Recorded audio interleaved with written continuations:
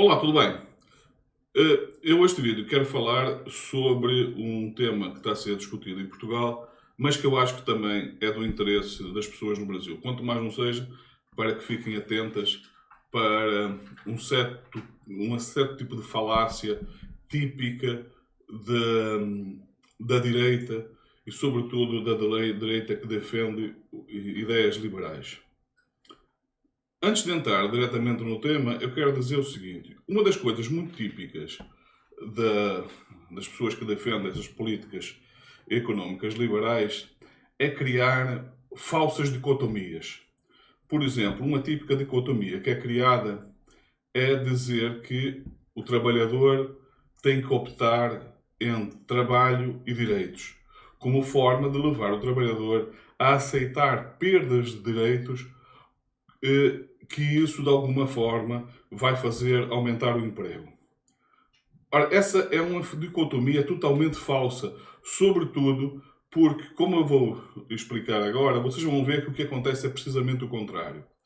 Numa sociedade em que o trabalhador tenha mais direitos, ele tende a ter mais estabilidade no trabalho. Tendo mais estabilidade no trabalho, o trabalhador tende a se sentir, evidentemente, mais seguro, e se sentindo mais seguro, ele acaba por consumir mais. Consumindo mais, as empresas têm necessidade de contratar mais mão de obra porque a procura aumenta. Contratando mais mão de obra, uma das formas que elas têm de garantir a contratação é inclusivamente subindo os salários, o que leva as pessoas a consumir mais, ou seja, cria-se aqui um ciclo virtuoso em que o aumento de direito gera mais segurança, segurança que gera mais consumo, consumo que gera a criação de mais emprego e emprego mais bem remunerado, porque as empresas têm que garantir aquela mão de obra que vai necessitar. Portanto, é totalmente falsa essa dicotomia que, ao retirar-se direito ao trabalhador, isso vai garantir, as empresas vão empregar mais e isso vai garantir mais emprego. As empresas não vão empregar mais porque o trabalhador que está empregado, que vai aceitar essa perda de direitos, ao mesmo tempo vai aumentar a sua insegurança. Então a tendência que ele vai ter para reduzir os seus níveis de consumo de forma a garantir uma segurança no futuro, vai levar a uma retração económica. Por outro lado, o trabalhador que está desempregado naquele momento vai achar que, de facto, o motivo por ele estar desempregado é que ele tem direitos a mais. Então vai aceitar uma perda de direito na esperança de que vá conseguir o emprego que procura. Ora, isto não acontece. E não acontece pelos motivos que eu falei anteriormente. As empresas só contratam se tiver necessidade. Elas, se não há procura, se a procura diminui, a empresa precisa de menos mão de obra. E depois o que é que acontece? Isto vai, pelo contrário, leva ao aumento do desemprego, porque ao se retirar ao trabalhador garantias de estabilidade no emprego, a empresa, ao perceber a maior facilidade para desempregar, o que ela vai fazer é, sempre que houver uma retração no mercado, ela vai naturalmente reduzir o seu quadro de pessoal de uma forma muito mais fácil. E ao reduzir esse quadro de pessoal, reduz a massa de dinheiro em circulação, reduz o consumo e entra-se aqui num ciclo que é o contrário daquilo que se defende. Mas isto foi só para dar uma ideia de como é que se consegue, criando uma dicotomia falsa e criando uma narrativa totalmente falsa, consegue-se convencer as pessoas de coisas aparentemente boas. Mas vamos então àquilo que está a ser discutido em Portugal. Portugal tem um sistema de saúde que, apesar de queixas como há em toda a parte do mundo, está entre os melhores sistemas de saúde do mundo, eventualmente. Os hospitais públicos, hoje em dia, são hospitais de qualidade, bem equipados. No entanto, está-se a notar, e a discussão anda em volta disso, devido à falta de quadros, à falta de médicos, está a haver uns atrasos no atendimento. Os médicos que estão a trabalhar pelo sistema público naturalmente se queixam, com toda a razão, de excesso de trabalho que o próprio Estado acaba por não cumprir a lei, obrigando esses médicos a trabalhar mais horas do que aquelas que a lei define como o número máximo de horas que um médico deve trabalhar além da sua hora normal. Então, isto está a levar um certo congestionamento no sistema de saúde. Agora, o que é que vocês nunca vão ouvir a nível da comunicação social dos mídias tradicionais? É dizer que a origem desse problema não é de agora. A origem desse problema remonta a algumas décadas atrás. Quando essa ideia, sobretudo a partir dos anos 80 e depois sendo reforçada ao longo do tempo, se criou a narrativa do Estado mínimo, sempre baseado na ideia de redução de impostos. Ora, redução de impostos leva necessariamente a redução da arrecadação por parte do Estado. O Estado arrecadando menos, evidentemente, não vai poder garantir a mesma qualidade dos serviços prestados. No caso, em relação aos médicos, não lhes pode pagar o salário que seria justo. Não pagando o salário que seria justo, o que é que os médicos fazem? Ou imigram, ou vão para o sistema privado que lhes pode pagar. E aqui já surge logo outra questão. Se o sistema privado consegue pagar melhores salários e atrair os médicos que o Estado não consegue, sendo que o sistema privado é virado para o lucro, aqui qualquer coisa que já não fecha a partida. Porque, a partida, uma vez que o Estado já tem o sistema já totalmente a funcionar, se o Estado tivesse uma arrecadação suficiente para dar a esses médicos um salário equivalente ao que eles têm no sistema privado, eles não teriam nenhuma motivação para mudar para o sistema privado. Com isso, não haveria falta de médico, o sistema de saúde estaria a funcionar perfeitamente. Portanto, a origem do problema não é um problema de agora, não é um problema criado por este governo, é um problema que veio de trás dessa ideia de que era preciso reduzir a arrecadação. E eu aqui, pela enésima vez, eventualmente, que eu já falei isso noutros vídeos, volto a lembrar algo que mostra bem como a cultura e o entendimento, e como vocês que me seguem já devem saber, eu tenho uma admiração muito grande pelo sistema político e económico dos países do norte da Europa, dos países nórdicos, escandinavos. Eu quero lembrar aqui um facto que eu já relatei de um deputado que há uns anos atrás tentou passar uma lei, um deputado que defendia ideias liberais na Suécia, tentou passar uma lei com a redução significativa dos impostos, acreditando que isso ia ser bastante popular, ia haver muita os suecos iriam se sentir bastante atraídos por essa ideia, até porque a Suécia é um dos países onde a carga tributária é das mais pesadas do mundo. Os países nórdicos, de modo geral, mas a Suécia em particular. O que aconteceu foi uma oposição tão forte da população a essa ideia que inclusivamente despertou a atenção da imprensa internacional, o que levou um jornalista inglês a ir à Suécia, entrevistar as pessoas, tentar perceber porquê que os suecos não eram a favor de uma proposta que aparentemente ia ao encontro dos seus interesses. Reduzir impostos equivale a que as pessoas passam a ter mais dinheiro e, portanto, parecia que aquilo não tinha lógica. E o que ele descobriu é que todas as pessoas a quem ele perguntou, todas diziam a mesma coisa. Nós sabemos como isto acaba. Porque a primeira ideia é, vamos fazer algo que é bom para vocês. Vamos reduzir os impostos. O que não se diz é que a redução dos impostos equivale necessariamente à redução da arrecadação. E se o Estado tem menos dinheiro, automaticamente ele vai ter que cortar em alguns serviços ou reduzir a sua qualidade. E, portanto, em algum momento, os suecos que hoje têm um sistema de saúde gratuito, tem um sistema de educação de alta qualidade e 100% suportado pelo Estado, diz em algum momento e o Estado ia começar a ter necessidade de fazer cortes disso. Então, o conceito que tem nos países nórdicos, e como disse na Suécia em particular, do estado de bem-estar social, ia acabar pouco a pouco por se degradar e se perder.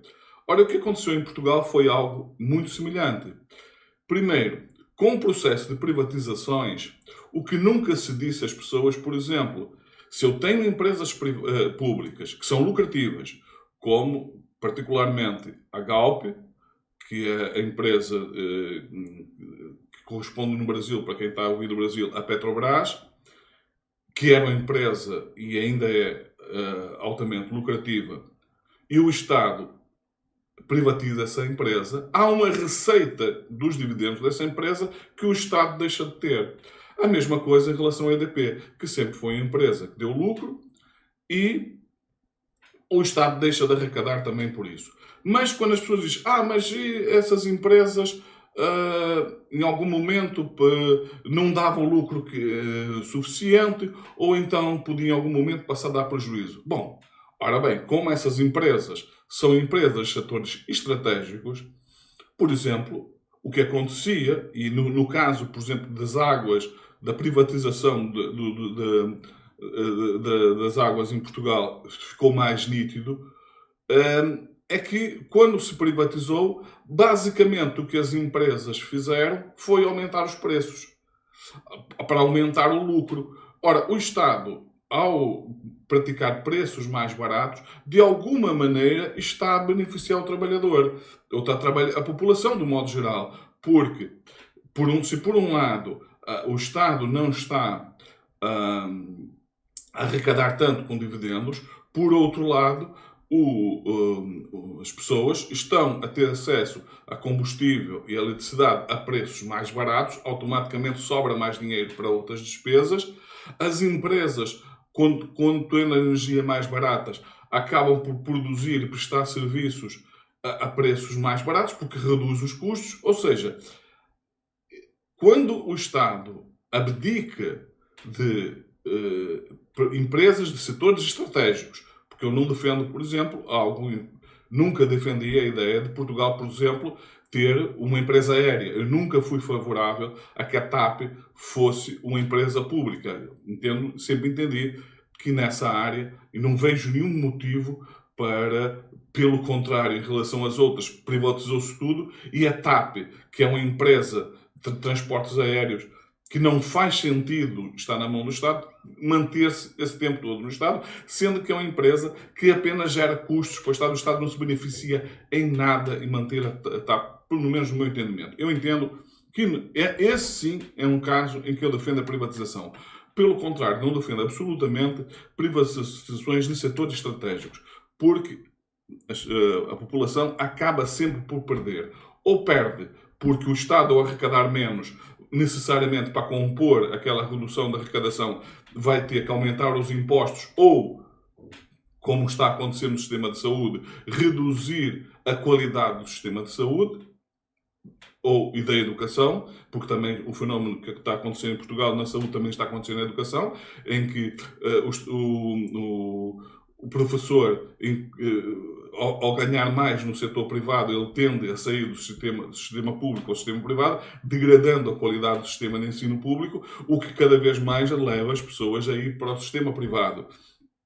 Portanto, ou seja, pela via dos custos, ou seja, por via da qualidade dos serviços prestados, a população acaba sempre por perder. Agora, tudo isto para dizer o quê? Neste momento, a discussão que se está a ter em relação ao sistema de saúde, há duas visões. Uma visão em que é preciso, pelo menos é aquela que eu defendo, é preciso garantir ao Estado a capacidade de melhorar o sistema de saúde, passar a ter condições de contratar médicos mais bem remunerados, de forma a garantir uma saúde de qualidade. E existe aquela visão que está sendo agora difundida e, mais uma vez, usando uma uma ideia falaciosa e que levam as pessoas facilmente a aderir a elas, como aquela afirmação feita por Luís Montenegro ontem, em que disse que um pescador da Aforada deve ter os mesmos direitos de ser tratado com os mesmos cuidados que um empresário.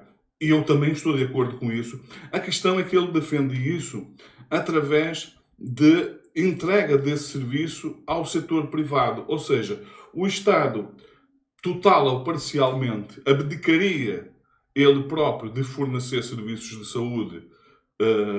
Ou seja, na prática ele não diz isso, mas é aquilo, a conclusão a que se deve chegar do raciocínio dele é que a prazo o sistema de saúde, o Estado deixaria de existir um sistema de saúde público, todo o sistema passaria a ser privado e o Estado de alguma forma financiaria. Qual é o problema disto? Porquê que essa conta não fecha? Por várias razões. Porque se o Estado, tendo os hospitais, não tendo como objetivo, evidentemente, a obtenção de lucro, ele tem os gastos que tem. Se ele deixar de prestar serviço público, não só o sistema privado vai deixar de ter a concorrência do Estado, o que vai lhes levar naturalmente à elevação dos preços, porque o objetivo do privado é sempre o lucro.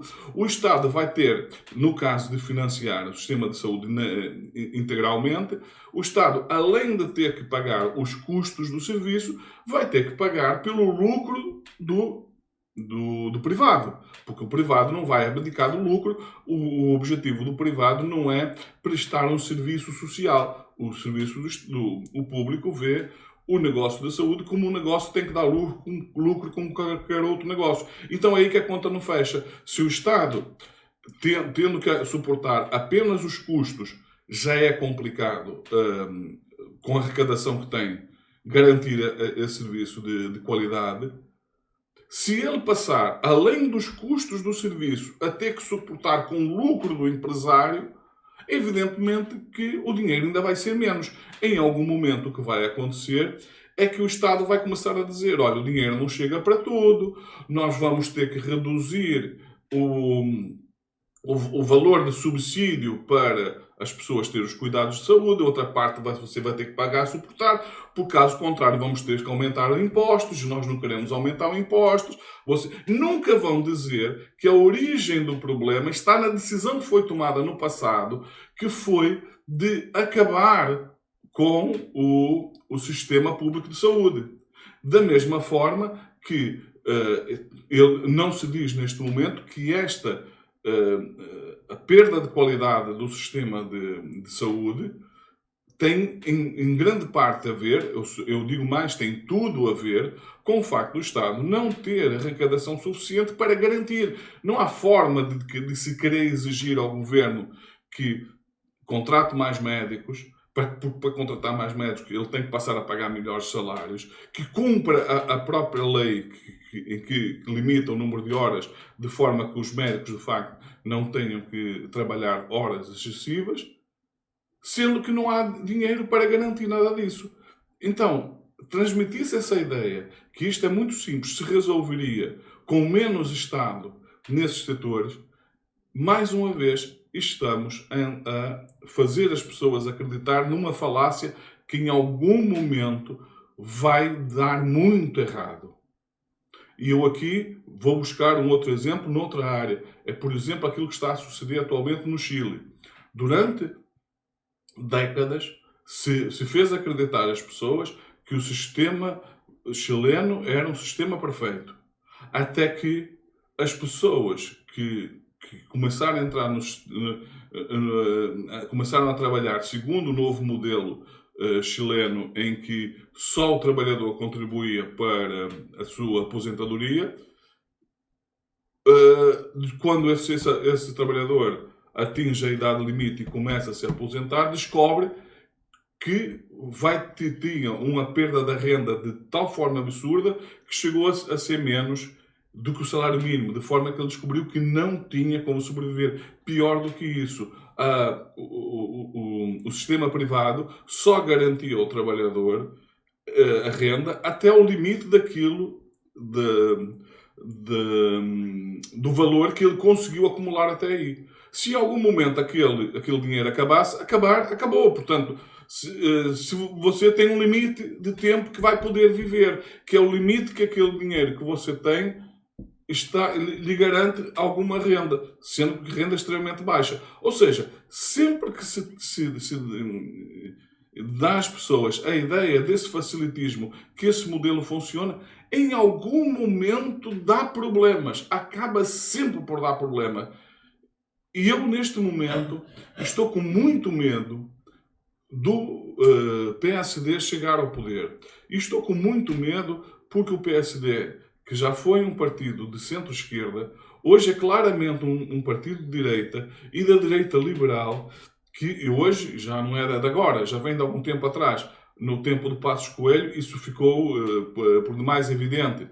Mas, com a política agora apresentada por Luís Montenegro, que vai nesse caminho também, se essa política for seguida, em algum momento vai dar muito mal. E quando der muito mal, eles não vão dizer nós erramos, é preciso refazer aquilo que se fez, voltar atrás. Até porque voltar atrás seria extremamente difícil, os custos seriam absurdos, provavelmente o país não teria condições de fazer, de voltar aquilo, nem sequer aquilo que temos neste momento. O que quer dizer que nós estaríamos numa situação muito pior do que aquela que temos hoje. Muito provavelmente começaríamos a assistir a um fenómeno que já acontece nos Estados Unidos há bastante tempo, que mesmo pessoas de classe média vivem com medo extremo de adoecer ou ter um acidente. Porque se elas tiverem que ir para o hospital, se elas tiverem que ser internadas, ser operadas, muito provavelmente vão ter que, se tiver algum bem, desfazer-se de todos os bens que têm, porque os custos para suportar o sistema de saúde nos Estados Unidos são absurdos. Não é difícil uma pessoa passar, ir para um hospital, fazer uma intervenção, ficar muito pouco tempo no hospital e sair de lá com dívidas de 50 mil, de 100 mil dólares. O que, evidentemente, mesmo para os Estados Unidos, são valores extremamente elevados.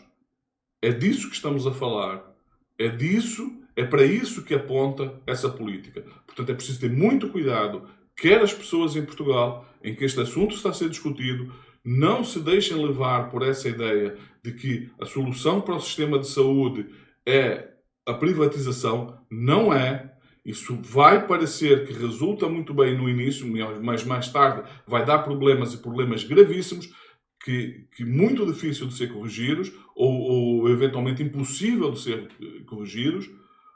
E, portanto, é preciso ter muito, mas muito cuidado com isso. Porque, por mal que seja o sistema de saúde, nós temos alguma coisa. E temos, sobretudo, algum tipo de concorrência em relação ao sistema privado.